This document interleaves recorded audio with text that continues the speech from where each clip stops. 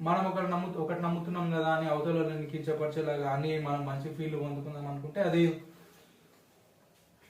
Professional గా కాదు, అది ఏమంటారు ఒక మనిషి పెద్దతనంగా ప్రూవ్ చేసే అంశం కాదు.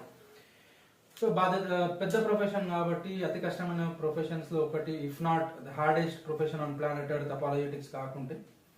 కాబట్టి దానికి కొన్ని బాధ్యతలు ఉన్నాయి, దానికి కొన్ని ఎథికల్ వాల్యూస్ ఉన్నాయి, దాన్ని హోల్డ్ చేసి నిలబడాలి. So Hinduism beat and down feeling లో ఉంది. సో ఒకవేళ మంచిగా ప్రూవ్ చేసుకుంటే ఈక్వల్ ఫుటింగ్ లో ఇస్లాం తోటి ఉండొచ్చు. ఇప్పుడు క్రిస్టియానిటీ ప్రెసెంట్ చేస్తా కాబట్టి, నేను డిఫెండర్ని, నేను ప్రీచర్నే కాబట్టి